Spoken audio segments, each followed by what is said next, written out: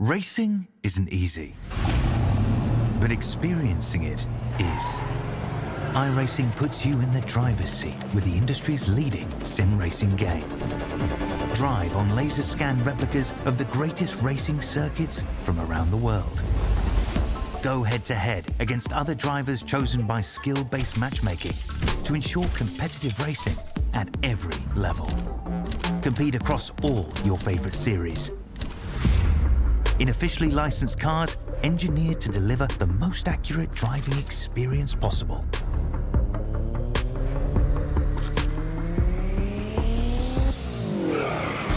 Join a race or host your own with players from across the globe.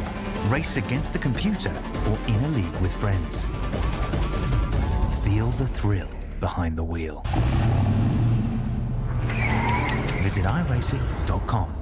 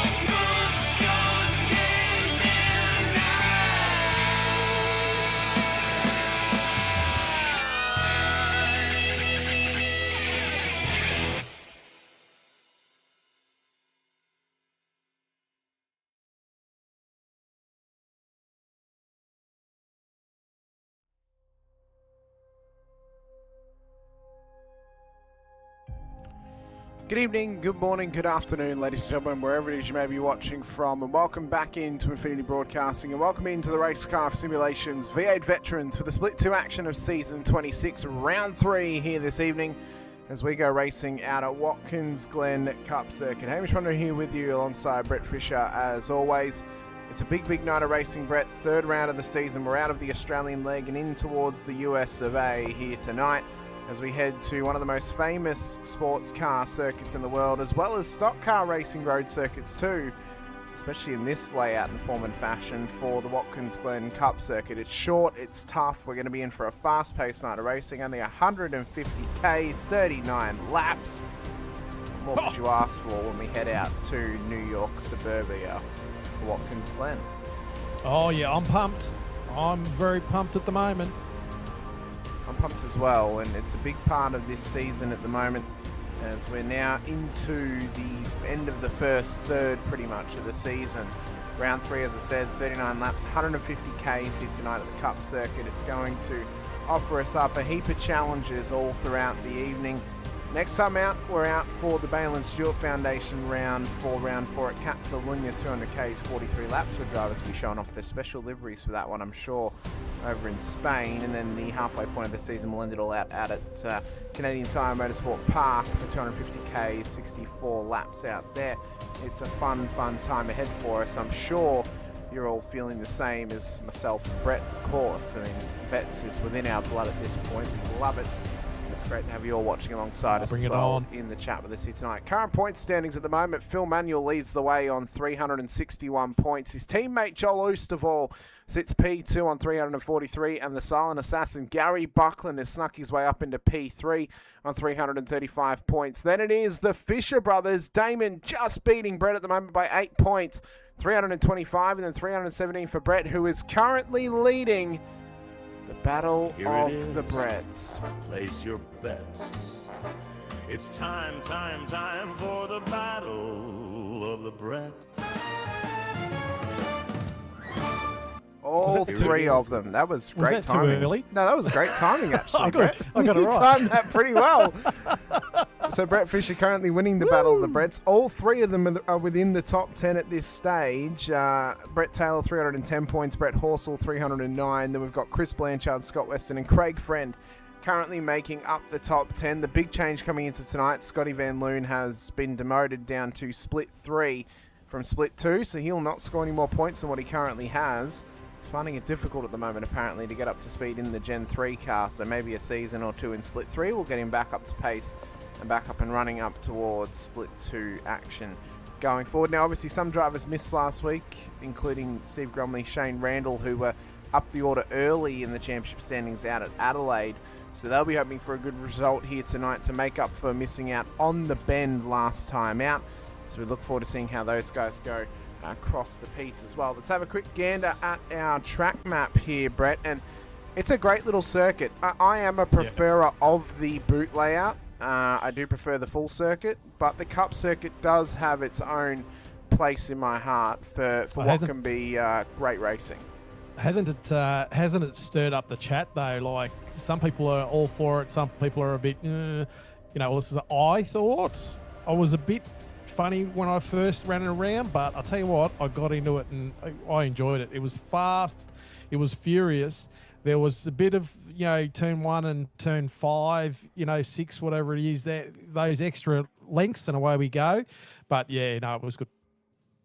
Well, we look forward to what tonight's going to bring.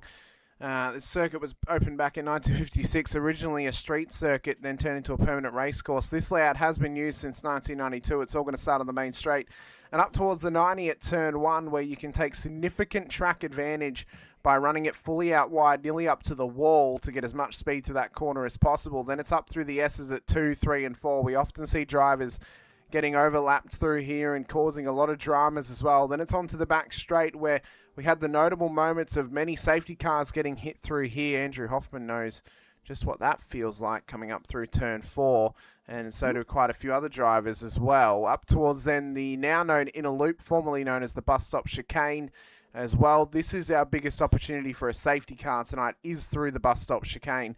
And whether drivers can do the bus stop, and whether drivers can keep it nice and tidy through there. Then we run it down through the outer loop at turn 5, onto and past the boot, and down towards the final few corners at turn 6. Again, big track limits cutting you can take. You can run it out very, very wide and keep yourself within the game. And then down through turn 7, the difficulty of 7 is the pit entry is right on the racing line. So if you are not traffic managing correctly, you could end up running into the rear of a car ahead of you, and there could be big damage for yourself and the other person as well. You've also got to be careful of how you come into pit lane as well. Make sure you announce it early so drivers are aware of your positioning as well. As practice has just come to an end, qualifying is about to begin, and we're about to get ourselves set up for what is bound to be an almighty run within qualification process here at Watkins Glen Cup Circuit. As I said, quick lap, short lap. We're running about 1 minute 10s. at the top end of town, round about 1 minute 12s to 13s at the low end of town, depending on how the drivers are running all throughout as well. Great to have everyone in the chat with us already as well. Brett, you've been out there getting the punters ready for us. Pato's out there with us. On, boys. Sean And Palmer and the rest of the Ukrainian soldiers, I guess we could say, are watching along with us as well. Hoffy's out there. Mr. Frosty's with us. Wayne Sanderson as well. So great to have you all watching along with us here tonight as qualifying is about to get underway. And I'm interested to see what this man can do here tonight. The championship leader in Phil Manuel. Big pressure on his shoulders now that he is the championship leader. We've had a different championship leader coming into the last 2 rounds. So last week and this week. Last week, Steve Grumley came in as the champion. Well, championship leader. He wasn't running last week, so he lost it to Phil Manuel. And if Phil can't have a good run tonight, he could drop some points as well to a couple of other drivers, namely his teammate Joel Oosterwall and Gary Buckland as well. So he's got to try and have a good night tonight and hope that luck is on his side. And we have seen the 266 boys be a very strong presence on the track thus far throughout this series. It'd be interesting to see what the boys can pull off tonight in that little group. The man from Blackwood, South Australia, championship leader. We ride on board with him through turn 6. He's going to get his first attempt in qualifying begun in just a moment's notice, and we will look forward to seeing what Mr. Phil Manuel can do in qualifying spec here at Watkins Glen Circuit as he runs it up towards turn 1. What can he put together for himself here tonight as he'll run us up towards 2 and 3 and 4 as well. That's what I was speaking about, the track limits. You can run it right out over the curvature and up to the wall. Got to be careful you don't clip it though, Brett. Very easy to get the rear end in there and get some big damage too. And if you get damage there, running it up the hill, that's going to make it difficult for you up through turn 4. It's essential to get on the power as early as possible without getting the car stepped out so you get maximum speed up into the bus stop. Well, as we run it through the bus stop as well, just got to be careful of the grass and clipping it too early. Can't take too much of it. Better to take a slower entry, get mid-corner speed through the bus stop than try and enter in too hot. It's very easy. You can run wide on exit. Maximising exit through there. That's the most important part of it. It's the same with turn 6. You got to maximise your exit through here to set yourself up for turn 7. If you make a mistake and run it way too wide, as Brett Horsell goes to the top, 111.8, then it's Reese to Goey. So times are coming in quick and fast. What can Phil Manuel do here in qualifying in his very first attempt as he goes up towards the line? It puts him into P10 as Tanek goes to the top with a 110 just ahead of Stephen Kokoschki.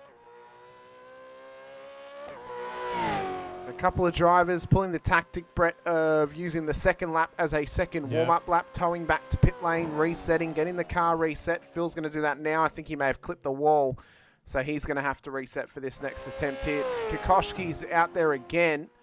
So we'll see what he can do. I might have to reload my training paints. I don't know if that's no, that is an actual paint on the car. Very interesting look for the Synergy Simsports driver. Have a look at the top between 2 and 6. There's only these, nothing. Absolutely nothing in it. Not even a cigarette paper, I don't reckon. Barely anything between them at the moment. In fact, it's so close I can't even read it. With how close they are, apparently. Well, I'm looking at SDK, so I can see it a bit clearer. Because I can't see that. It's a bit fuzzy for me. No. And I have got my glasses on. Well, sometimes glasses can pay you a benefit, Brett. So on board with Kokoschki. You can see Mackenzie moving up. Mackenzie's up there. We can see the sort of Jones pressure on this. Spot. Jones into third. The privateer, in quotes, here in McCune. The Vets. McCune too, so some good times coming in. Kokoschki's going to go for a run. We'll see what this lap time looks like for him when he gets set and ready to go. So, a 1:11.02, that's the current best time for Kokoschki. Buckland tries to challenge. Yep, so Buckland's moved up again. That's good for him. A silent assassin. Third place in the championship. A good result tonight. Could see him leave as the championship leader. And, well, Gary and Anita would love to see Gary back up on the top step and leading the championship going forward as well. Shane Randall, big slide down through. That's not going to work. No, it's not. That is not going to work for Shane. Not going to work for Shane, yeah. And as we said, good result back at Adelaide, and he'll want another good result here tonight. No race Good to see last week at the Bend as Hoffy's... good to see Hoffy up in the spot 5 at the moment. Yeah. Let's see if he can continue that. That's a good time. Nearly 11 flat. Reese to go into 8th. I don't know whether that was same or it moved up there. Not sure. Not quite sure. Header sheet up to P9. 9th, yep. What can McCune do? The former Split 1 driver and, to be honest, obsessed over by Scott Rankin, as we've doesn't look like he's moving. mentioned. He's not moving at the moment. Paul Burns yep. has not moved either. Bruce Tannock is back out on track, so maybe he's felt a bit of fear Chad as Viger up to P2. We saw a good result last time out for Chad in terms of qualifying. He got it on the pole, but missed the race start. He had all the work to do out at Shell V-Power Motorsports Park. He will want to make up for that tonight, Brett, and he will be sure to make Craig the Friend start just moved up. He did indeed. That's great for Craig. Manual into 2:11. Have a look at those times in that top 3, though, all into the 10s and the 9s, and then nothing splitting them. So what can Bruce Tannock put together in his final attempt? I mean, his pole position at the moment, I think the only one that can realistically challenge him is Steve Grumley, because P8 right now, he's going to finish this lap. He's on a fastest Sector 1. Sector 2 is his personal fastest as well. Across the line goes Steve Grumley. It's P2. Second place, yeah. So I don't know if there's actually much pressure now on Tannock, because Grumley's finished his qualifying. Tannock has got the pole, but I think he's going to do this final lap just to show it off a little bit. He wouldn't know, though. Like, I mean, you're not going to know if you're being under threat or not. I suppose if your car's out there and you've got a lap to sort of complete, I think you're going to do it just to make sure, just in case someone else sneaks in there. Yeah. I don't know if anyone else can. I mean, Randall's going to finish out his qualifying, but this lap hasn't looked like an absolute heater. So he's starting further back, P19. He'll have some work to do tonight if he wants to. He's currently on a 100% strike rate, finishing inside of the top 5. That being because he's only ran one round, but still, he would like to continue the run, because let's be honest, last season he had great pace but terrible luck, and that really cost him in the end. As Tannock pulls it up and takes the pole here at Watkins Glen. Have a look at the times, date. 35 drivers under 1 second. Under a second. It's crazy. That is so tight there. Yeah. Absolutely crazy stuff. How close it is. So Tannock resets again, but he's already finished his qualifying. As Randall's just running it round again just to finish himself up. But that should end out our qualification process here tonight. As we get ourselves I like that. I like watching ready. that. It's pretty to get it all pumped up and good to see. Yeah, that's good. That's great to see as we get ourselves ready for round 3 of season 26 here this evening. With Bruce Tannock in pole position, Steve Grumley will start on the front row with him. Craig Friend, Chad Viger on the second row with Stephen Kokoschke and Scott Weston in behind them. Michael Jones, Andrew Hoffman for the top 8. Scott McKenzie and Reese Tekoe make up our top 10. Simon Hedersheet and championship leader Phil Manuel make up the top 12. As we look back to Chris Blanchard and Michael Quain just ahead of Scott McCune and Matt Stoyles, Paul Burns and Gary Buckland. Well, they'll start ahead of Shane Randall and Ron Allen for the top 20. James Baldwin, Damon Fisher. That's a poor qualifying from Damon. 2 weeks in a row now, he's qualified outside of where he probably should be. He'll have some work here tonight. Pete Baxter, Mick Clifton for our top 24 with Todd Duggan and Matt Monday, ahead of Rick Viger and Halil Cesar. Brett Fisher leads the qualifying for the Battle of the Bretts. He starts P29 ahead of Peter Latham, with Joel Oosterval, P2 in the championship, down in P31 tonight. He'll have work to do as well.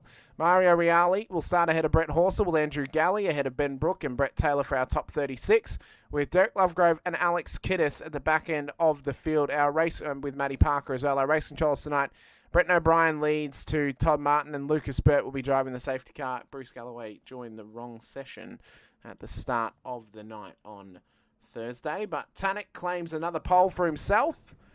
And he'll be hoping he can maybe get himself his first win of the season. Get a conversion. A nice little conversion. We're doing well. Sean Cullen asking, is this the closest field ever in Split 2? I would say it's up there. I don't know if it's getting closer and closer. I would argue season 23. or maybe season 24 were just that little bit closer. But I'd say 23 was probably closer than 24 because there was only 2 cars that went into the final round who could win the championship.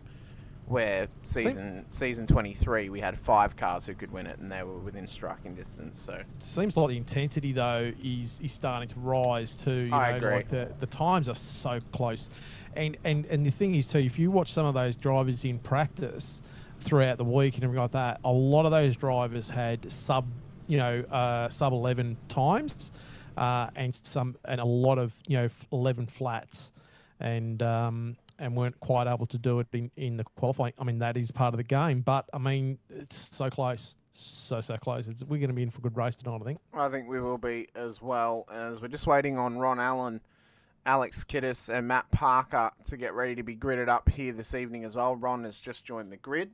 We'll see if Alex joins the grid as well, starting from the back here tonight. Same with Matt Parker. I'm unsure about any pit lane starts for some drivers out there. But I believe Matty is starting on the grid because I just saw him flash up on my screen for a second. As everyone is prepped and ready to go for round 3. Lights are up. Can Tanik get the boost, get the jump, and get himself a race win at Watkins Glen? Green flag at Watkins, and it's a great start from Reese to go. He's back near Andrew Hoffman. He is absolutely bottled it up down there as he run it down towards turn 1 for the first time. Scramble has begun.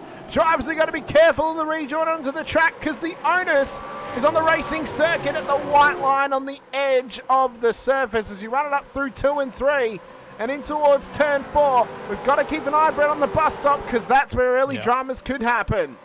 Tanik's got a great start, so he's got nearly a half a second gap out on Grumley at the moment. But have a look here. Here we go to the bus stop, and it is starting to get a bit hectic. It's getting real hectic down there at the bus stop. Let's just keep an eye on this because it could get hairy. So far, they're playing real nice. Great to see. That? Well done, boys. Great to see from them as they run it round the outer loop and up towards the final few corners. Bruce Tanik leads the way to Steve Grumley. Chad Viger on the top 3. That gap. He has indeed. So Grumley's definitely closed that gap 0.3 of a second now, so he's taking 2/10 out of him. So Grumley's not wanting to let Bruce Tanik have all the fun out in front. He's going to try and get up and put a little bit of pressure on him. Let's see what he's got down the front of the straight. Remembering as well, it is going to be a short, sharp race tonight. 150 Ks, only 39 laps. This thing could get done within an hour if we do not get a safety car.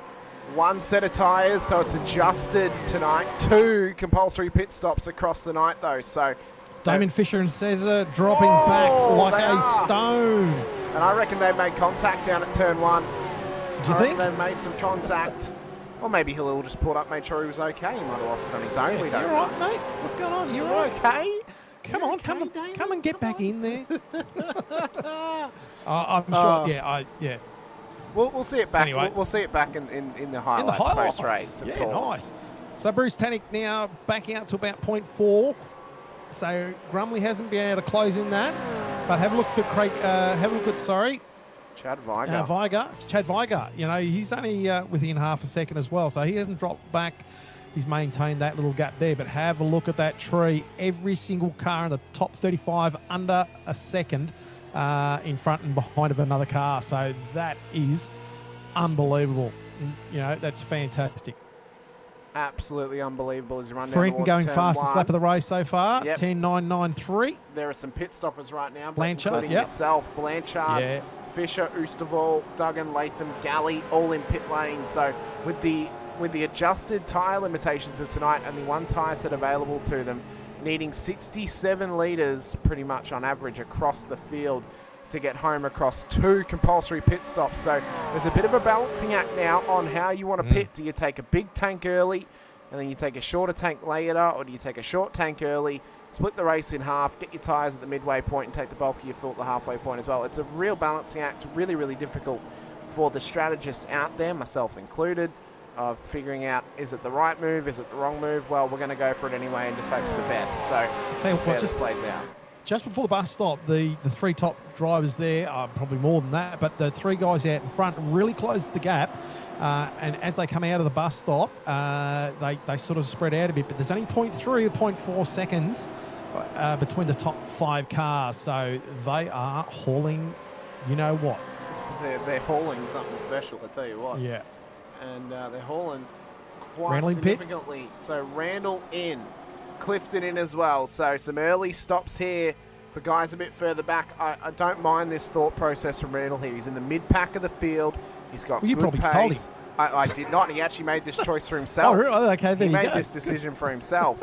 Says is in as well, but he doesn't look like he's aiming towards the stop lane. I think this may be a drive-through for that He's in a turn 1 incident with Fisher. Okay. So yeah, race control might have made a call on that. Does look like he's going for a drive-through, so something obviously happened there, and he's paying the penalty for it. But that's going to hurt him. Oh, Hoffman just giving a bit of a touch-up on header sheet there. There's no fuel save here get for out Hoffman. on the road. No fuel save for Hoffman at this it. stage. I don't think fuel saving is going to be a saving grace in this one. I'll be honest with you. I don't think there's any worth because the race just isn't long enough. The race of attrition isn't long enough. It's a short track. It's a short race. Yeah. Fuel saving. Hoffman loves the fuel save. He loves a fuel save, but a fuel save's better kept for a Manuel 250 or a and 300k race. Boardman in. Championship leaders in with Quain and Boardman as well. So yeah, 300k or a 250k race, I get it because it's a longer race. You can save quite a fair bit in pit lane by fuel saving and doing that, and that'll obviously save you on track time. But you've got to be able to manage pace with that too. You know, it's easy to fuel save and give up time on laps, but actually maintaining your pace whilst fuel saving, that's a very difficult thing. And and I definitely haven't mastered any fuel saving at this stage, apart from during safety cars. But a couple of cars off the track at the moment. Looks like Jones that's and Friend. Jones. So, bit of a bingle You've up got there. a friend in me. Yeah. Oh my God, Craig Friend has actually spun it round down there. So, we know that Jones was behind Friend. That car is cooked. The front right tyre of that car is completely disconnected. And Craig Friend is going to have to nurse that thing back to pit lane for his first stop in the race. Are we in for a safety car, or can he get it back? Well, the car looks drivable, and he's got a little bit of traffic behind him, which I think is manageable, but it's heartbreak for Craig Friend because tonight he could have been on for a top 5, maybe even a podium, because he was battling with this man, Chad Weiger, who is right on Steve Grumley. He is on him here tonight, is Chad. Chad has got some pace here, and he's just sitting in the box seat at the moment. It's looking like a great drive from him. Let's see what he can do. Grumley chasing down Tanek as well, 0.1.2 seconds behind him. So we're going to start to see these drivers look out. Just look at closing right there on Grumley by Weiger. Through the bus stop we go. Nice little clip of the ripple. Weiger looks very racy tonight, it must be said. He looks very, very racy, and the Mercedes 2010-esque colour scheme of that Angry Birds car, I love it too. It is invoking some pace out of this car. Weiger and Baxter, I think one of them was dropping there. It looks like Friend's got back into pit lane. Lovegrove is exiting. They've been in pits. So Rick and Pete Baxter have been in pit lane. Yep. They've just exited now. So for Cesar, who's obviously had a drive-through, I think now he kind of has to go long. He has to go until the end of the fuel, probably fill it up and hope for the best. I mean, that's Western the only dice roll he's Burns probably did. got left. Western, Buckland, Burns, Horsel's in as well. It's fast-paced. Weiger is probably the closer out of the three at the top at the moment. He closed that gap. Koshki, is that right? Kokoschki? Kokoschki. Sorry if I pronounce it incorrect. I am a moron. But he's keeping within contact of these guys at the moment too. So he's really now in the box seat. But Tanek doing right out in front. Last time around he was about 2/10 faster than Grumley. But Chad Weiger split the two of them. And Kokoschki was even faster than top three. I wonder if Tanek has been faster on that last lap to Grumley because Weiger's just putting some pressure on Grumley now. And there's a bit of pressure here. So Weiger having a look on the inside. This is Grumley going into pits. Weiger into pits. Both of them are in. So I think now if you're Chad Weiger, you've got to hope and pray that you're going to underfuel that car comparatively to Steve go in Grumley. as well. Yeah. So, Interesting to see what happens when they come out of this pit. I think so. We're going to keep an eye on this because Grumley's obviously going to have a pit stall that's ahead of Chad, so we can actually watch which one of them are going to drop first, because this could tell the sign, because it's very difficult to pass around here. Your major passing opportunities are turn 1 and up at the bus stop. Other than that, hopes and prayers are the only thing you've got to try and get an overtake made. Mistakes can happen as well. So we sit on board with Chad Weiger in pit lane. He has underfilled that car comparatively to Grumley. He's going to drag race him out. Oh my God. No, that was good. That was great. That was very, very close, but that was good by Weiger to just back out of that. I think definitely Grumley had that just. It was a second, 1 second difference. Grumley's was 14.2. In fact, it was less than that, half a second. 14.22, plays a 13.78 in the first pit stops. So these guys have only taken roughly 23 to 25 litres of fuel, something like that. Yeah. Very little amount. So they're going to try and split the race in two as Kokoschky and Jones are in. Yep. Now I wonder, will Jones get a penalty here because of the moment with Craig Friend? Because Friend was turned around and Jones kept going. Well, both of them tucked on the left-hand side of the the right-hand side of the fast lane. So we'll see whether he is or is not. Well, he's ended up at the back of the field. Yeah, yeah. He's just dropped to P38. Wow. So I'm not sure what's happened to Michael, why that's dropped him all the way down there. It's very interesting why that's happened. There's Stephen Kokoschky as well. So race leader's yet to come in. Bruce Tannock has got some lap traffic in behind him. Oh, Damon Fisher, who is lap traffic, well, not to his own doing. He was taken out at turn 1 by Halil Cesar. Okay, Marco Jones just fixed himself. That's good. Yep. There's still some battles, some close battles on track all the way up and down this this list at the moment. We've got Duggan and Osterwell. So Stoyles and McCune too. This is up within the top 10. Kokoschky, Monday, Baxter, Weston and Burns. Oh, look at this. Look at this little angry train. Yep. Blanchard and Boardman side by side through the bus stop. Somehow Blanchard came out the other side, the benefactor. And Rick Weiger has got Stephen Kokoschky on his heels, but Rick's going to do the job here for his brother. He is going to try and hold off Stephen Kokoschky to just chew into the time that he had in behind Chad Weiger. This is going to play out so well for Chad now. I don't think Stephen's going to be a factor in terms of being on the back of him post pit stops, because I think Rick is going to try and hold him up, and he's going to try and build some gap for his brother up the top end. So Tannock still out in front, 10 laps done or doing. Heddersheed, Hoffman, McKenzie, Stoyles, McCune. And then Brooke, Real, Parker, Grumley and Weiger. So yet to pit all those except for... No, Weiger pitted, didn't he? Yes, Chad is pitted. So and Grumley is pitted Tannock's as well. In now. Yeah, here we go. So let's see where Bruce Tannock ends up in comparison to Steve Grumley and Chad Weiger. What sort of strategy is going to be at play for Bruce Tannock tonight? As Matt Monday's had a minor off track further back, but he's okay at the moment. Into pit lane, Bruce comes. There's Matt Parker. Oh, it is ferocious between Grumley and Weiger right now. You could see it in the way the cars are reacting off the exit of turn 5.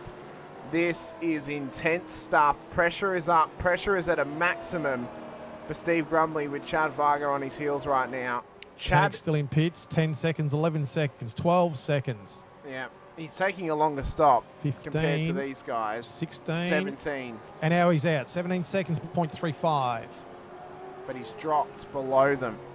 So will that cost him later? Yeah. Is he going to get out in front of Degoe? It's going to be close. Yes, he has. Yeah, quite easily. It wasn't that close at all.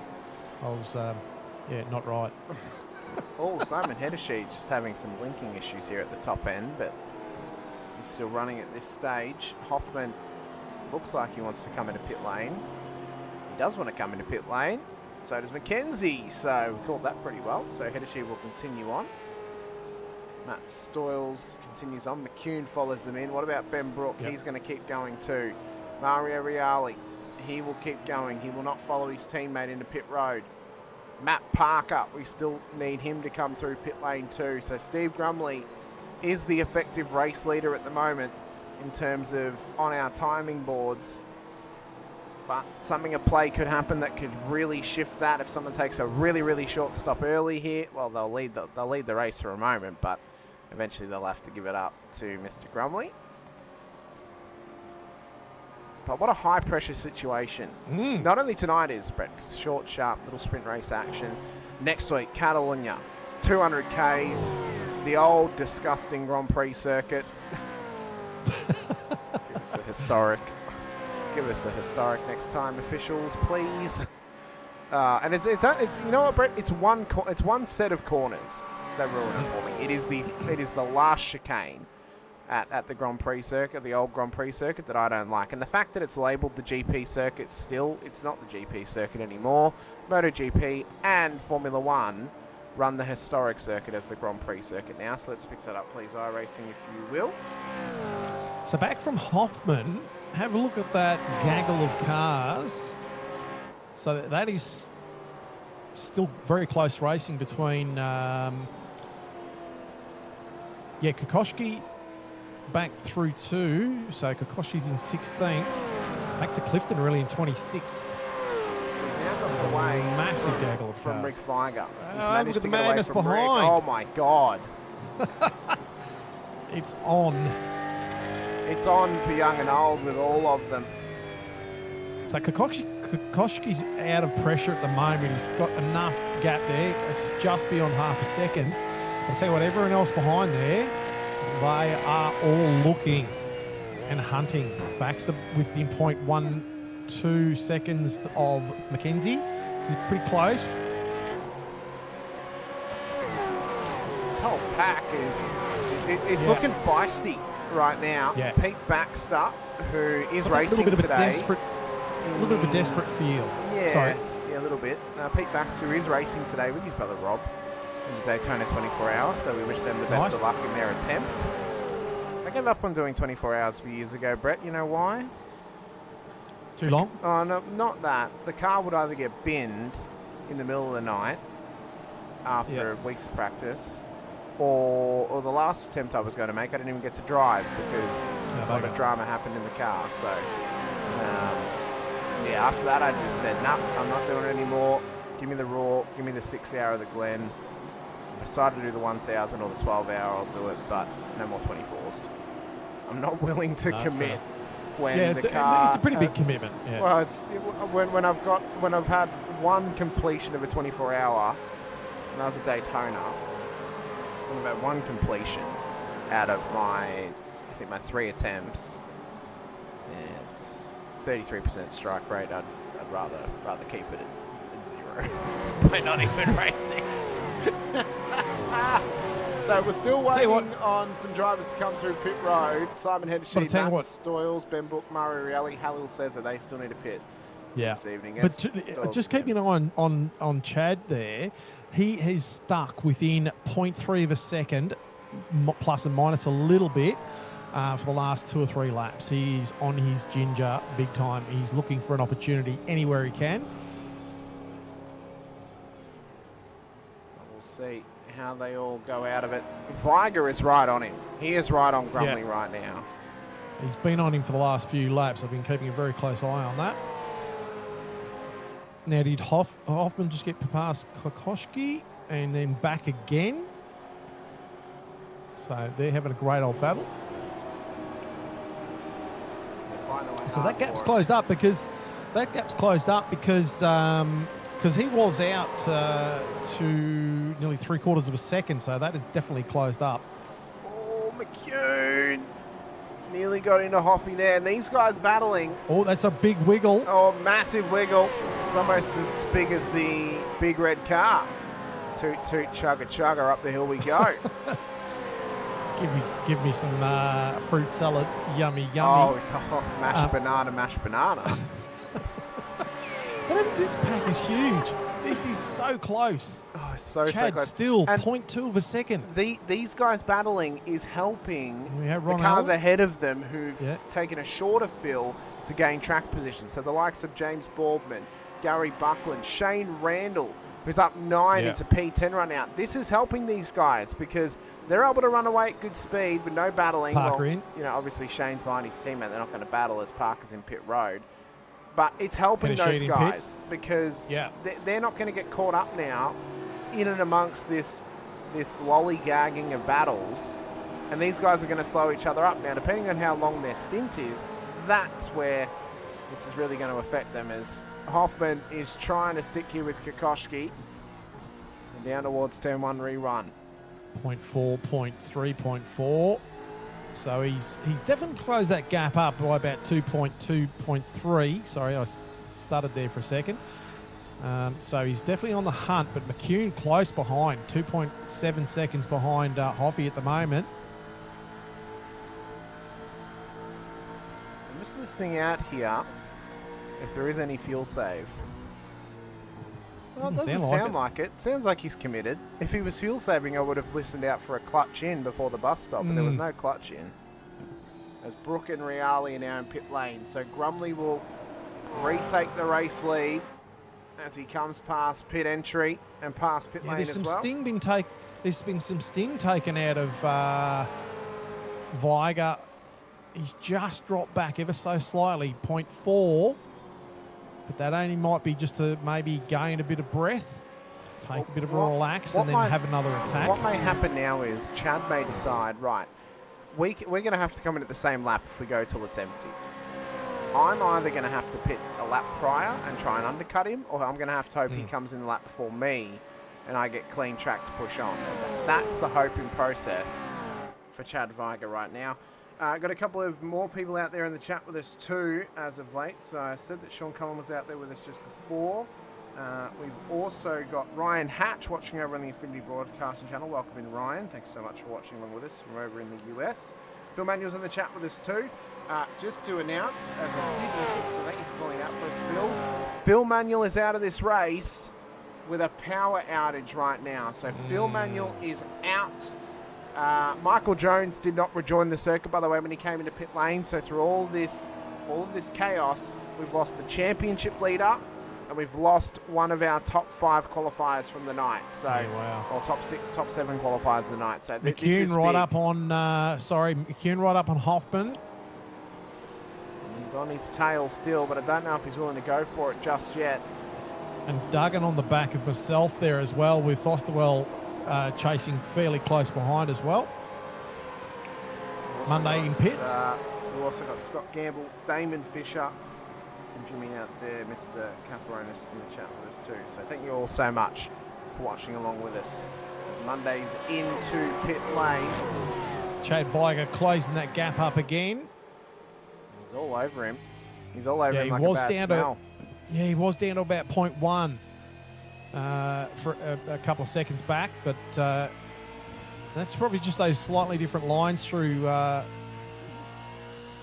turn 6, isn't it? Yeah. That's turn 5. Turn 5 and 6. We're now into turn 6, and up Now here is turn 6. 7. Thank you. Because my tracks. Thank the you very Americans, for whatever reason, don't count the corners. Oh, he's coming in early. Look at this. He's going for the jump, and he's trying to undercut Steve Grumley here. So he's going to come in. He'll take fresh tyres. Watch the pace of this car out of pit lane. If it comes out in clean air, this thing is going to be a rocket ship. You can see he had pace because he was just sitting there, and he was just sitting there nice and tucked up. So if he gets in some fresh air, he's going to fly. Clifton in pits. Yep, Clifton in. If we check in as well with our Battle of the Bretts right now, Brett Fisher is leading the Battle of the Bretts here tonight. Up 11 now as he comes past pit lane. The 101 into the top 18. Yeah. Brett Taylor P2 in that battle, and Brett Horsell back in P3 as well. I should separate you by classes. Have the Battle of the Bretts as a separate class. Yeah, fair enough.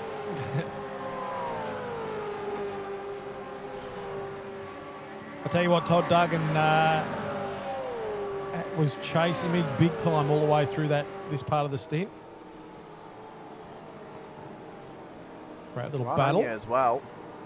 And Todd's had some shining moments in recent seasons. I think back to Portland where he drove very, very well prior to making a mistake. Tannick's in too. So we'll see now where he ends up in comparison to Chad Viger, because Chad has got a little bit of clean air in front of him right now, and he's got some traffic behind as well. But the pressure will be with some lap traffic and well, not lap traffic just yet, but with Matt Parker and Damon Fisher ahead of him, who are in half a position, but relatively speaking for the pit stops, they're not for position just yet.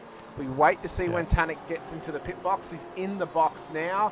His stop was about 4 seconds longer on the last time by.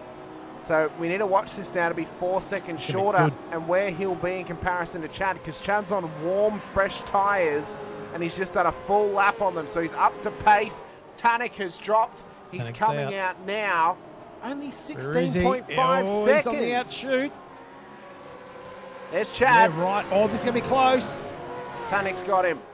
Tanik has got him, but look what's ahead of Tanik at the moment. He's being jammed up a bit here. This is going to hurt his flow.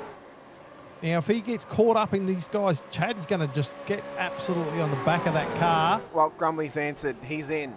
And this is only going to hurt them now because they have to traverse this traffic. It was a big lock-up.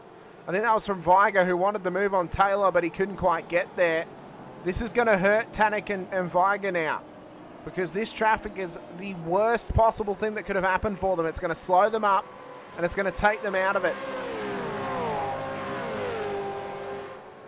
So I think Tanik is our current projected race leader because of his gain in pit lane over Chad Viger, and now what'll be on Steve Grumley as they run it through turn 7 once again. Chad's going to get past Brett. He has to get past Brett. Yeah, he's got to make the move. There's Grumley on exit. Tanik's gone past.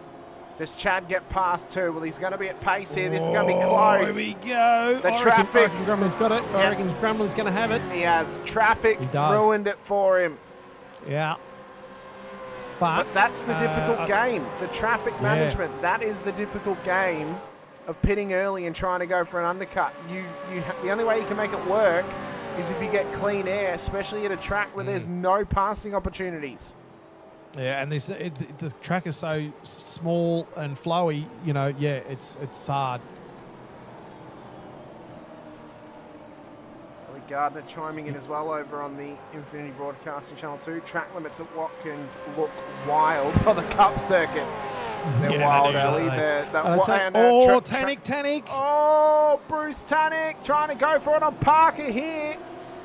He's just getting hot and heavy. And what's going on here? Can he cut the inside, get the under over? Oh, contact's made! And he's pushed him into pit lane. Oh, and that's closed right up now. That what am I saying? Well, this Tanik is huge. And Grumley, yeah. Look at Viger Viger's outside. got past on the outside. What a move from Chad Viger. Back up now to the projected race lead. And Grumley, it's not over. Tanik could have a drive-through here. He'll get a drive-through because he's just buried Matt Parker into pit lane now. It's a shame that's ruined his race if that's the case. Oh, there was a little bit of sideways. So Grumley's got into the back of Tanik. Just give that car a little bit of a tap. Managed to hold it all together though, but this is giving Viger a chance to just pull away just a touch. There's blood in the water. I'll tell you what, Viger has just bowled a strike and he is just pumping the air right about now. Oh, he is. He is indeed. He's driving a great race thus far. Bonus point, by the way, going the way of Shane Randall, who now leads a lap. So he stayed out there once again. We'll see where he ends up at the end of this one. Todd Duggan into pit lane at this stage as well. Mackenzie on Quain as well. He's 0.1 of a second behind Quain at the moment, so that's fairly tight. There we go. Bit of action here. So run it up through Blanchard, turn 7. This is continuing. Duggan in pits. This is continuing for Grumley and Tanik. Oh, this is a fantastic little race here between these three. Well, it's got a lot of tension. They are indeed. What a battle this is for the race win. And this is realistically where it is, because no one else is really in striking distance of them. They've done their 2 stops. They've played the strategy to perfection. And for Chad Viger, well, he traffic managed to perfection as well to get past both Tanik and Grumley in that moment. where everyone were pulling their hairs out. Everyone was wondering, well, where do I go? Chad picked it right, and now he's in the race lead. It's a shame that Bruce got held up. Well, not held up, but I mean, you know, hey, it is what it is. But it's a shame that happened. I would have loved to have seen once Chad closed up on Grumley and Tannick, and that battle sort of, you know, really intensified. It would have been really good to see what was going to be the outcome of that. But it's not over yet. That's the thing about it from this perspective, right? We've spoken about this before. Normally a bit further back in the field, but, you know, they're running up higher. So they're battling for position, right? Oh, that is wide by Viger. Oh, that's real wide. Matty needs another stop. These guys have done their second stop. Was it worth Matt battling Bruce in that moment in time? Now, that's not to take anything away from the fact that Bruce did just punt him into pit lane. But could it have been avoided if Matty had just let him go? Quite possibly. Yeah, I mean, and it's so hard when you're on track and you got battles going off around you. You might be battling closely to cars in front of you in the same zone as you, but then the cars behind are in a different zone. So what do you do? But it's sometimes a little bit difficult, especially with this track being so fast and hard. You know, you might get yourself caught out and trying to look at too many things as well. So that's not to give anyone an excuse, but no, for sure. Boardman and Randall in pit lane now. So race leaders will come past. Well, projected race leaders at this stage, because we still wait for Reali, Allen, McCune and Heddersheed to come in pit lane as well. So they'll come past. Randall's already exiting, by the way. So this has been a great gain for him in this race. DeGoey will come past. Brooke, I think, will come past, but he needs another stop as well. Has Shane Randall gotten his way up to what is effectively P5 in this race? Maybe. Well, he's come out ahead of Hoffman, and that was the cutoff point for the top 5. As Brooke just comes past and up the hill. So our 2 drivers of the day this season, Shane Randall and Andrew Hoffman, are now on track together and battling for what is effectively P5 in this race, as Randall has used the fresh tyres to get past Brooke and put a car between him and Hoffy, who's on his heels. Weston and Clifton just swapping spots there for a second. And looks like Hoffman's got past Brock, but it's going to be a hard job to do on the outside, but he does have the run there. Hoffman runs it really deep, and he's going to be careful to rejoin. He's done that nicely. Oh, Bruce Tannick's going slow. I think he's got a drive through, and I think he's just cruising that thing back to pit lane, knowing that this is all over. Yeah, that's a shame. I mean, it is what it is, but it's the same. It's a shame, because that would have been fantastic to see those top 3 guys battling it out. Now it's turned into a top 2 battle of Viger and Grumley. Mustang versus Camaro for a race win at Watkins Glen. If Viger can pull this off, we'll continue the trend of different race winners in the first 3 rounds of the season for the last 3 seasons in a row. Actually, this would be the 4th season in a row that happened. Oh, Grumley, have you take the nose out, Grumley, there for a second. We've still got 2 huge battle packs there between McKenzie in 12th right up to McCune in 19th. And there's a little bit of a 1 second gap to back-to-back start, which is not that far. And then it goes right back to Duggan. Yep. So there's a huge couple of packs here. So there's some pretty good racing going on still. So Boardman and Oosterwald battling away right now. Oh, that's tough for Joel.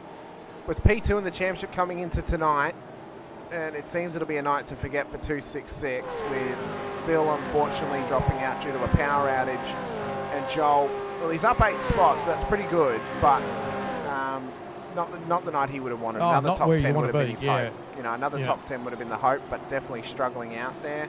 And then we look to Damon, who had a bit of bad luck that was, you know, outside of his control and not his fault down the order as well. And it's a shame too, because I think Damon has got some really good pace so far this season, but he just hasn't been able to. Luck hasn't gone his way, and he hasn't been able to use it. Oh, I looked on the inside of. Just had a look on the inside of Monday back there. That was pretty exciting, and we've got all the 3 Shadow Racing boys together. That's a big shadow. Yeah. Must be a big building or tree that's putting a shadow over the track right now. Yeah, there is a shadow in dark areas of the track. It must be Duggan. I think Duggan's just behind Pete. Yep, Andrew Latham. Galley's just back there as well, so 3 boys are running together back here. Now, Brett, obviously you've had a pretty good start to the season. You were within the top 5. Just jump on Kokoschki. He's attacking Western at the moment. He is indeed. Oh, big door. That was close. Oh, that's him running wide. Well, that's a rejoin. Yeah. He filtered in pretty well. And now they continue on. Well, actually, I was wrong. Heddersheed is within the top 5 now after his stop, but we are awaiting Ron Allen to pit. So yeah, the corrected top 5 at the moment is Viger, Grumley, DeGoey, Heddersheed, Randall. And the rest of the 10 looks like Hoffman, Blanchard, Brook, Quain, Blanchard and just got past Brook. McKenzie. And I think it was either Clifton or Stoyles that got overtaken just then, somewhere along the track. It's hard to keep up with him. He's so close. Short filling him. Well, that's what happens when you run at a lighter fuel load by fuel saving off in the middle stint. It's going to underfuel you because it goes off of a 10-lap stint of your 10-lap average, and unfortunately, when you're fuel saving, that lowers your average, so it auto fuels you differently. Pays to know your fuel numbers and to actually set your fuel yourself instead of auto fuel, because we know time and time again, Brett, how many drivers it has cost over the years by fuel saving in the middle and then or having a safety car and auto fueling, and the auto fuel buggers you up a little bit. You got to watch that auto fuel. It really kills you. You got to, he tries to be smart for you, but you've got to try to outsmart it. Oh, geez, that was someone tagging the wall back up there before. Who's the second blue car in the, I think that's Kokoschki. Yeah, he smacked that wall hard, but he's got through. So he's tried to come out hard, and he has. I think, unfortunately, the way the traffic management's gone for him tonight, this has arguably cost him a top 5. And just taking the pit stop the wrong way, taking the longer stop early and then the shorter stop second. I think if he'd gone the other way of short stop and then long stop, that would have played off a lot better for him. Boardman on Ulsterval. Just got past him then. Sorry. Just up the straight, so he managed to get him past.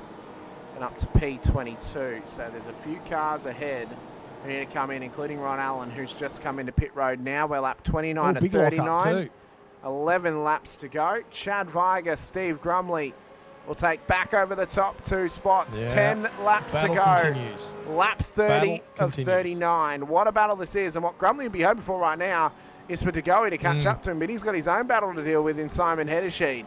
So it's on for P1 and P2. It's on for P3 between Heddersheed and DeGoey. Heddersheed, former race winner here, and he would love to get a second in the Gen 3 era of the veterans. Randall now up to 5, so McEwen and Weston just swapping spots.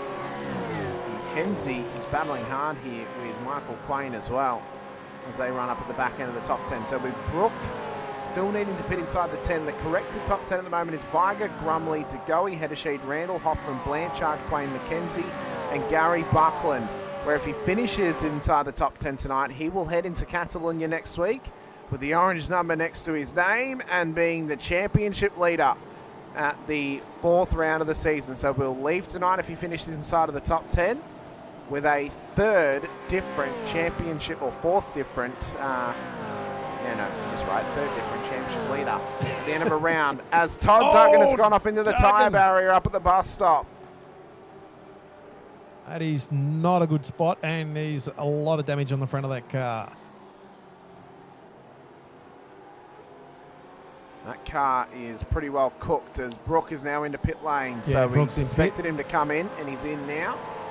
McKenzie's on the back of Quain too with Buckland, so that's closing right up. He's going for pass. Bit of contact! And that is awkward. Oh, Quain, he's run it way wide, but the benefactor is his teammate, Gary Buckland, who's now up into P8. This is huge for Buckland. Big points gained, especially with Kokoschki chasing him down. So 1 car left to come in the lane, that being Halil Cesar.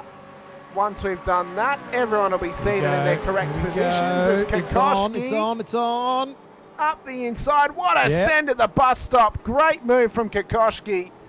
Oh, Quainey got loose. Quainey got it way loose. Oh, that's going to hurt. Quainey's dropping now. He's lost a lot of spots in that little altercation. but we're still on. Battle of the Scots is on. Mackenzie, McCune and Weston are all together right now. So we had the Battle of the Bretts. Maybe this is the Savoyer of the Scots, maybe? I don't know. Yeah, well, yeah. Whatever floats your boat. Header sheet on Degoe too. He's in within 0.2 seconds. So that battle is still going on. Now, Grumley and Viger, that's cleared out to about 0.6 of a second. So Grumley's just backed off a touch. Degoe is still 2 seconds Now, off Grumley. So he hasn't... We're very close to the end, Brett, just quickly. Oh, yeah, we are. And we've got to really think about who we're going to nominate for Driver of the Day. Now, knowing within our rule set we have 2 wild cards available to us, where we pick and the race winner's eligible. Yep. If Chad Viger wins this race, do we just give it to Chad Viger? You'd like to post him? This has been a pretty solid race for him. Header sheet's done well, so's Degoe. They're both up 7 spots. So if we were to do nominations, we could nominate the winner out of that battle. Randall's already won it. Hoffman's already won it. Yeah. Buckland up 10 is a great effort as well. That's Blanchard a great up 6. Buckland. Kokoschki he's only down 4, but the comeback to go through the traffic's actually been pretty good for Kokoschki as well. So I think the 2 choices we have is we use the wild card and we give it to Chad, Cesarin. or we use the wild card and we nominate Chad alongside the winner of Degoe and Hedesheed, Buckland and Kokoschki. Righto. I think that's probably the better. I think that I'm going for that one more so. Okay. Not taking it away from Chad. He's had a cracker. That's if Chad wins. If Chad doesn't win, that's it. Then maybe we don't. But we'll see. We'll see. Wild card, no. Well, to confirm though, wild card does not mean we can nominate someone who's already won it. Once you've won it, you've won it. You can't win it again. Wild card just means we can nominate the race winner, or we can hand pick it and not put it to a vote. So that's what our wild card is. The only time a driver can get nominated again after they've already won it is in a wet race, because alternate weather, alternate rules.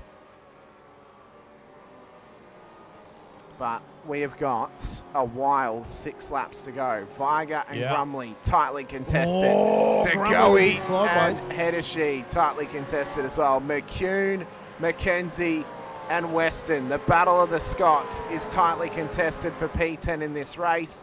Michael Quain, Burns, Viger, Boardman, Oosterval, they're all tightly contested too, with the lap traffic and Matty Parker involved in this as well. And for Boardman, he'll want Matty just to get out of there because he's within 0.8 of a second. And Matty will be getting blue flags right now. He needs to try and let him go. Yeah, and it's frustrating if you... Oh, there was a tag then, the wall. And who's this dropping? Quain, he's sort of dropping as well, yeah. So I don't know if he's carrying any damage from that. Boardman's going to go for a send. Big send at the bus stop, side by side. They're still going here. Quain is trying to lick his wounds, but Boardman is going to run it round the inside at 5. Going to take Oosterval with him.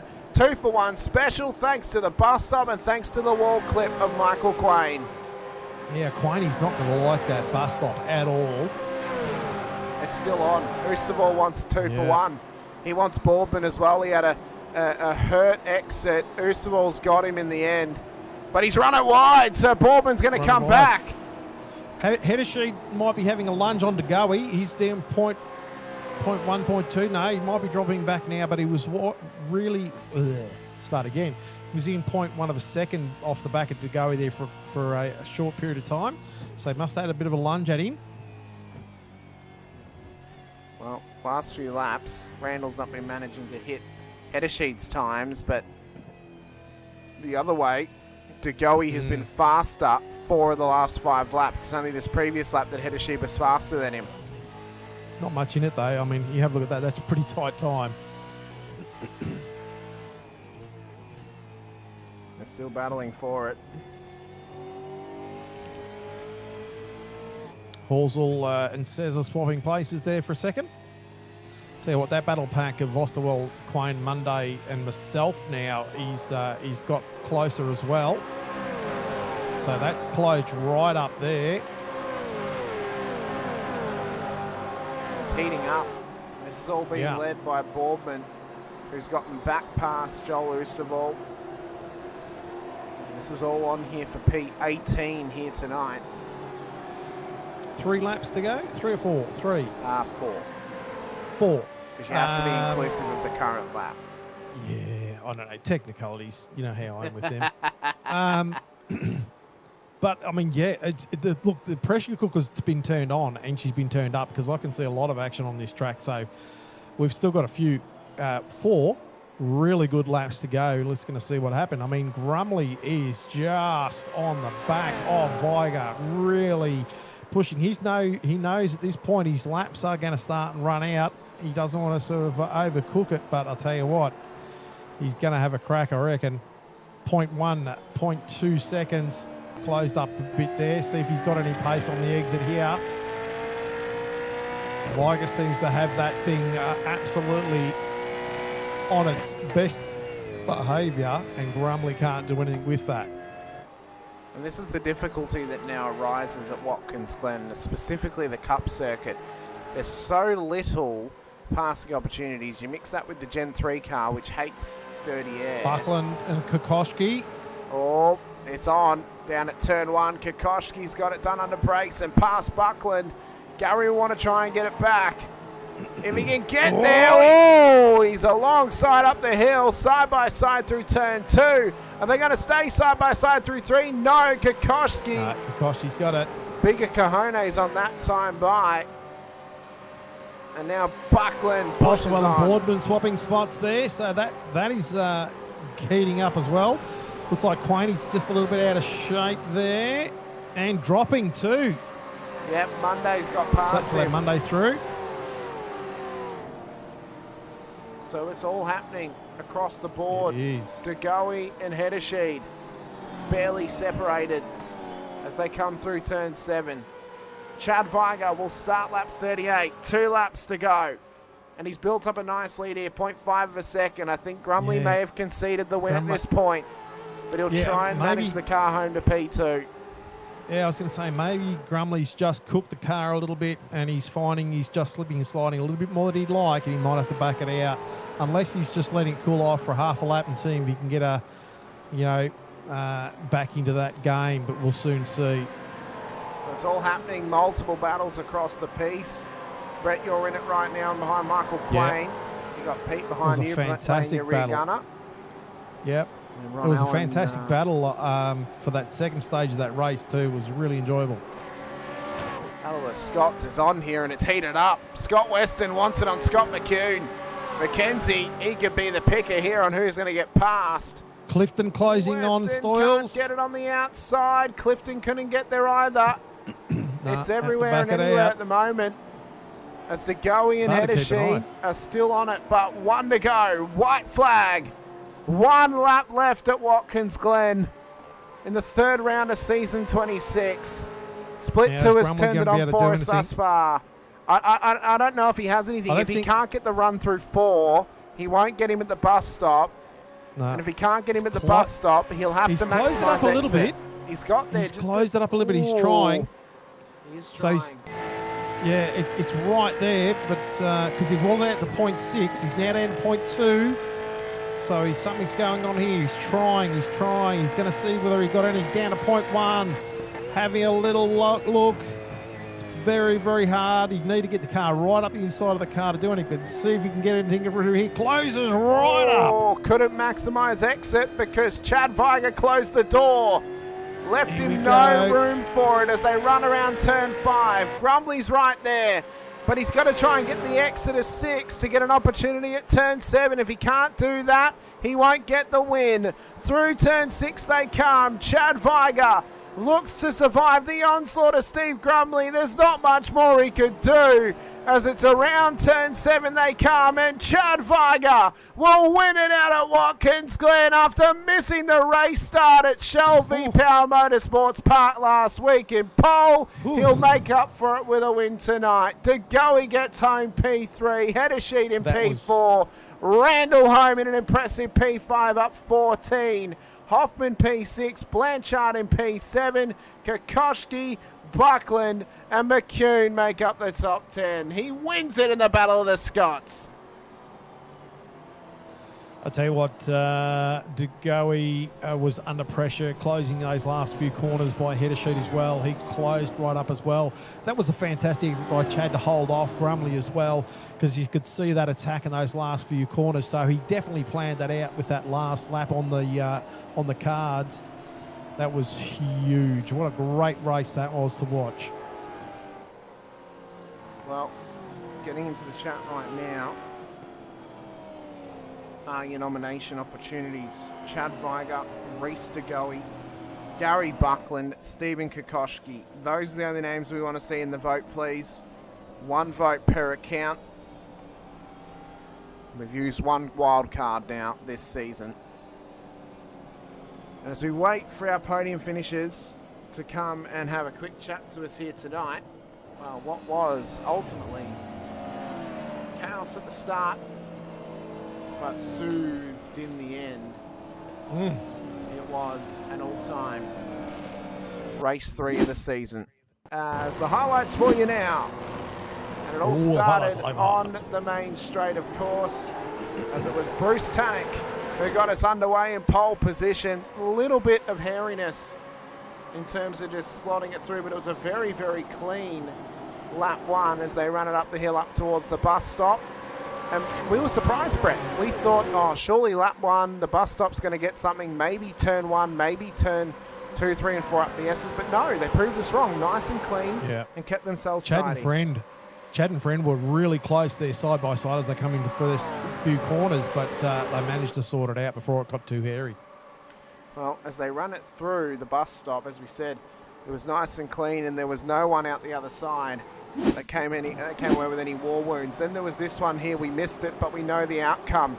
Halil says a big time down the inside, very late, locked it up, contact with Fisher, and he just got a little bit over himself. That was the only problem. He sent it that little bit too hard, and then that's where the moments come off the back of that. There were then some pit stops that came about, but this here was Michael Jones running off at the bus stop and just getting it pulled up a little bit too late.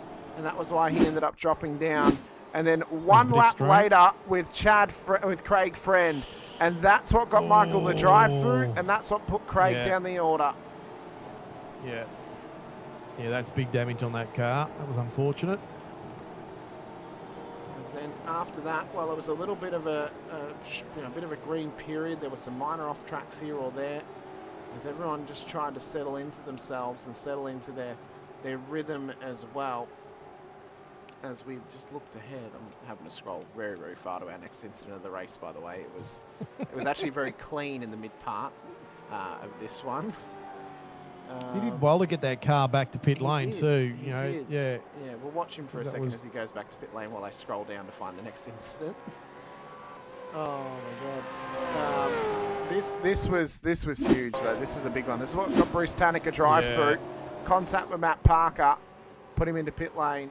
And that was unfortunate, you know. It was what it was, but I really would have liked to have seen these 3 drivers battle it out, you know. Brett, what lap did you pit? I can't remember. It was 17 to go, I think, or 18. So there was this one as well with Todd Duggan and Brett Fisher. Contact in the rear, putting Brett into the wall at the pit exit, or pit entry, so there's a bit of a hairy one for yourself, Brett. Yeah. Lucky I was so glad that I didn't actually get turned right around. I was, you know, and it was a big panic. I didn't know how much damage I had, so quickly throw the old fast repair. Duggan and Pete Latham. Duggan and Pete Latham. Can you get? You can't go back on that, can you? I can. Yeah, let's go back because that was all. That I mean, Todd had a big look on the inside, got the move done there under brakes, so got past, and then it just got a bit hairy after that. So Pete got a big slap on the wrist for that one. I was going to say I think there's a bit of onus on both of them, but it's a tough one. Yeah, unfortunately, Pete got a big slap on the wrist. Quaney as well. Oh, he's so lucky he kept it off that wall then. And in the end, we also had a big moment too. Scroll back actually. This was changed the race for us in terms of who our eventual race winner was. Let's try and go back to it here, please. But realistically, bit of chaos at the start, bit of chaos at the end. In the middle, it was relatively quite clean. Yeah, it was a relatively quite clean race, actually. Yeah. You know, obviously certain people had their incidences and there were some upsets, but it was a relatively clean, no safety cars. So this was the big moment for Chad Viger that took him the race lead and eventually the race win outside of Tannock and Grumley at turn 1. And he's found himself in a race-winning position here tonight in what was a fantastic showing from Mr. Chad Viger. And as we get rid of our graphics at the top, it's pretty well decided in the chat. I'm going to call back. Yep, that's correct. Our race winner here this evening and our driver of the day, as well as voted by the chat out there. Congratulations to Mr. Chad Viger in what was a fantastic effort here tonight. Race win, made up for last week's mistakes, and the driver of the day to boot as well. Congratulations to Chad. What a great effort by Chad. That was a great run. You know, and it was coming off the back of actually, like you mentioned earlier, you know, not missing the grid after taking the pole. That would hurt. So that's got to be some sort of consolidation, I guess, to take away a race win and also driver of the day. Yep, congratulations to Chad. None of our podium finishers are in the green room to come and have a chat to us. We obviously are just not well liked, apparently, Brett. To the drivers out there, maybe. You get that. We can just chat amongst ourselves a bit longer. We can. Race results for you on your screen. Chad Viger takes the race win ahead of Steve Grumley and Reece Segoe on the podium. Simon Hedesheed, Shane Randall make up our top 5 ahead of Andrew Hoffman, Chris Blanchard, Stephen Kokoschke, Gary Buckland and Scott McKenzie. Wins the Battle of the Scots this week ahead of Scott McCune and Scott Weston, and won it into the top 10 as well. Matt Stores, Mick Clifton, Paul Burns make up the top 15. Pete Baxter, Rick Viger ahead of James Baldwin, Joel Oosterval and Michael Quain for the top 20 as we look back to Brett Fisher, who wins it for the Battle of the Bretts this week. Here it is. Is that 3-0 now, Brett? Place your bets. It's time for the Battle of the Bretts. Yes. 3-0 to Brett Fisher. If he wins it next week, it's going to make it a lot harder for another Brett to beat him this season in the Battle of the Bretts. Peter Latham, Andrew Galley ahead of Ron Allen for the top 25. Mario Reale ahead of Brett Taylor, Damon Fisher, Craig Friend, Halil Cesar for our top 30. Brett Horsell, Derek Lovegrove, Matty Parker ahead of Ben Brook, Todd Duggan, Bruce Tannock, Phil Manuel, unfortunately out of the race due to a power outage. Michael Jones as well, due to an early penalty, and then Alex Kiddis never got started in the end. A big thank you to our race controllers once again. And a big thank you to everyone who watched with us here tonight too. It was a massive pleasure to bring the action to you once again. Next time we're on your screens, we go racing out at the wonderful Circuit de Barcelona, Catalunya for round 4 of season 26. You guys don't want to miss it. Next Saturday night, 8:30 p.m. Australian Eastern Daylight Savings Time. We go racing once again here in the V8 Vets for Split 2 action. Coming up on your docket here on Infinity Broadcasting, Monday morning at 11:50 a.m. Australian Eastern Daylight Savings Time, we have more high-side motorsports action as the in-season tournament begins out at Darlington. As it stands, it'll be Tuesday evening, 7:50 p.m. The VRS Porsche Cup Series replay broadcast will happen, as I haven't found a fix just yet for any of my blinking issues, so live broadcast likely will not happen on Monday night, but keep an eye on the channel for more info on that. If you want to help support us over at Infinity Broadcasting, hit the like button, the subscribe, the bell icon too. It would be massively appreciated. Or send me money. Or send me money. Let me buy a new CPU and a motherboard. Thank you, Brett. We've just ticked over 300 subscribers in the new year, so it'd be great to get up to 350 by the end of summer as well. So you'd help us go a long way by helping us support us over there. If you're watching on the Vets channel, be sure to hit the like button and subscribe, the bell icon too, so you're notified whenever we go racing right here with Racecraft Simulations V8 Veterans action from Split 2, Split 3 and Split 4 as well. Go and support Simspeed TV and all the work they do with the Split 1 action on Thursday night live at 8:30 PM Australian Eastern Daylight Savings Time. Big shout out to all the series sponsors, of course, Racecraft Simulations, Logitech G, Parramatta Isuzu Ute, Player One Sim Gear, Nova Simsports, Südspeed Gloves, LGC Images, and M1 Used Cars for the Driver of the Day award as well. We never got to have an ad break here this evening just because of how short the race was, and actually the intensity of the race was quite heavy for quite a long period of time. So we never really got a chance to do it this week. This week, the Driver of the Day award went to our race winner, Chad Viger. Next week, it may go to you, but for myself, Hamish Munro Brett Fisher alongside. Thank you so much for watching along with us. See you guys next week at Circuit de Barcelona, Catalunya for round 4 of season 26. But until then, stay safe, drive hard, and as always, bye for now.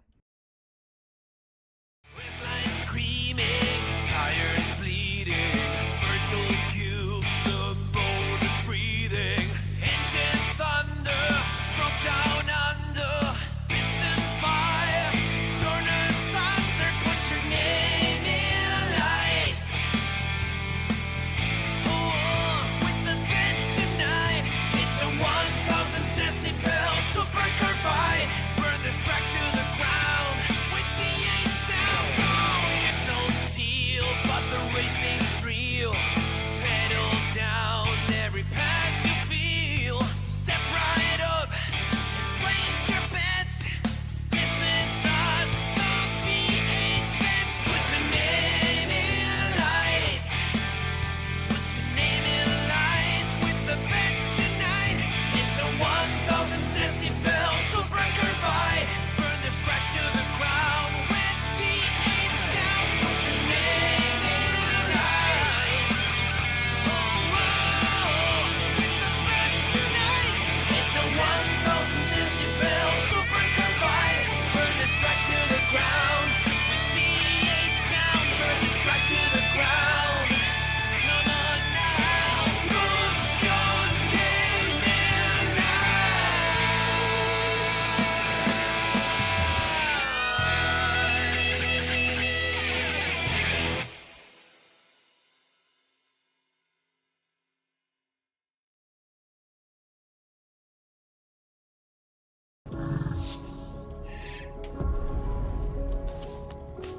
The Racing Series is a new milestone in Logitech G. All the great old wheels, the G29, the G920, the G923, they all have their own unique way of connecting to each other, but there's no room for expansion with those products. So the question arose was, what if we were to give the opportunity for the racer to switch out from a drifting wheel to a GT rim? With the wheel hubs that we've created, that's got a very specific button set, but you can replace any of the steering wheels. And the real lovely aspect to this was we could give the user, driver and the racer the opportunity to experience different genres of race. That allows drivers to craft high quality, customized setups that resonate with your individual racing style. When we start with the design, we always start sketching. Very often, once we've got sketches, we start discussing with engineering.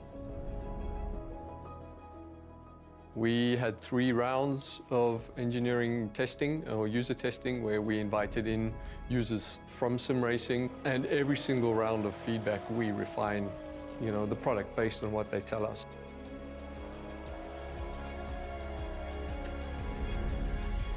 In the sim racing lab, again, we're going to use data to really analyze what a driver needs. We've used everything from eye tracking to the inputs from the pedals, the inputs from the, let's say, input devices, the wheel and the pedals, the shifter. We're taking that and we're compiling it so that we can build different products based on those individuals' needs for all consumers and all drivers. I don't know of anyone else in the industry that's actually doing this kind of research into their products to see how their products are affecting performance of their users. We've built the product to make sure that it's as reliable as possible. So the innovations in engineering that I'd say we're most proud of is the sequential handbrake and shifter toolless changeover. This is now a patented system, so it's really easy for the user to just switch between modes. If you give people the tools to do what they want, they will. They will just go off and have fun.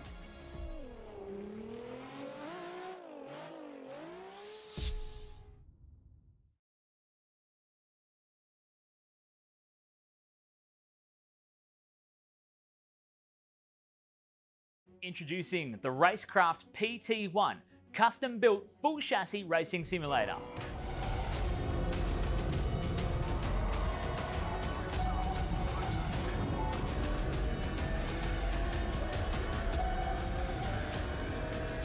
The design project, codenamed The Cage, an 80/40 extrusion chassis sitting on top of a Sigma Integrale DK2 Plus 4-point full motion actuator system.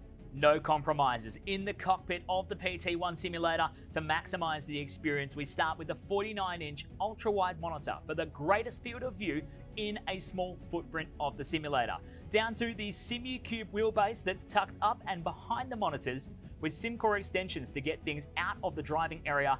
Everything is connected to a Cube Controls GTX steering wheel with the built-in dash and all the extra button functions available at your fingertips. Driving through the Raceworks S1 pedals, the potentiometer throttle and the 2 hydraulic pedals for brake and clutch ensures you maximize the feel underfoot, and seating yourself into an OMP HTER bucket racing seat with OMP belts connected to a G belt tensioner to provide that extra feeling and the heightened experience while you're driving. Additional interfaces and accessories in the PT1, we have twin butt kickers, one on either side of the OMP seat, as well as a Jinx sequential shifter, the SimPush Race Logic timer to the left-hand side, a Racecraft built-in WinSim kit with Philips Hue lighting and a built-in soundbar, plus the OMP side net to finish off the experience in the PT1. The Racecraft PT1, build number 1, the ultimate in sim racing experience, combining the best products in the market with the passionate, no-compromise approach that goes beyond racing simulation.